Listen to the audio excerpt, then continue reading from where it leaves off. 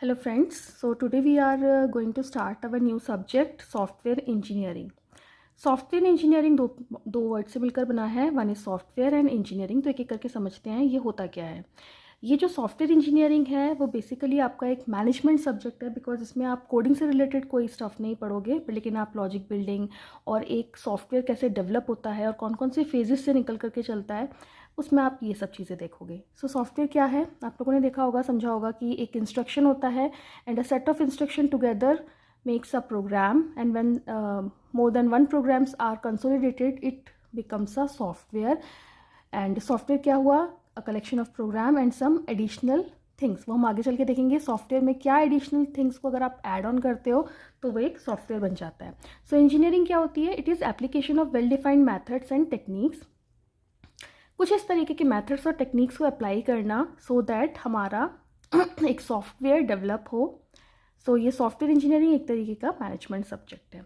इसके अंदर हम कुछ सब टॉपिक्स पढ़ेंगे, that is introduction, software models, requirement analysis, design, coding, testing, implementation and maintenance. तो आगे बढ़ते हैं. So software is a commercial entity which can be sold in market. So a software is nothing but a program which is a collection of instruction with proper documentation, R, D, C and T. ये सब phases के नाम हैं, ठीक है. कि जब मैं आगे आपको बताऊंगी तो बताऊंगी कि R, D, C and T इनका क्या मतलब है. End user manuals, TNC, installation guide and something like that. So software एक कमर्शियल एंटिटी है. कमर्शियल एंटिटी से आप समझते हो कि ऐसी चीज़ जो हम बेच सकते हैं, which can be sold out in the market.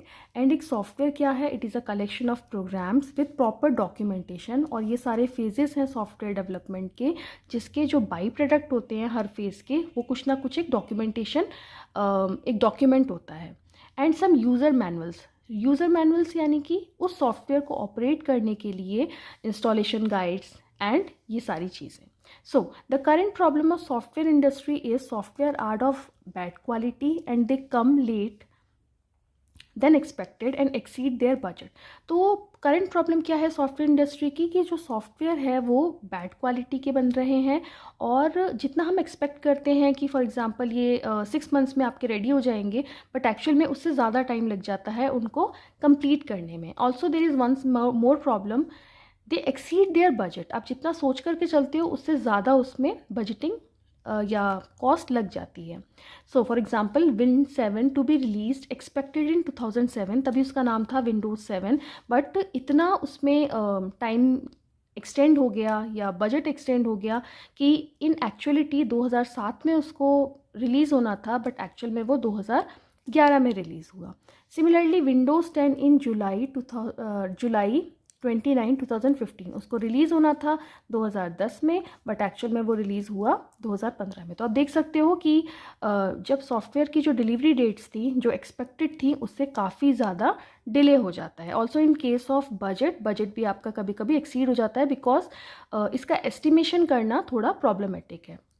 Next, according to report by IBM, 31% of project were cancelled before they are completed. 58% of project overrun their cost by approximately 189.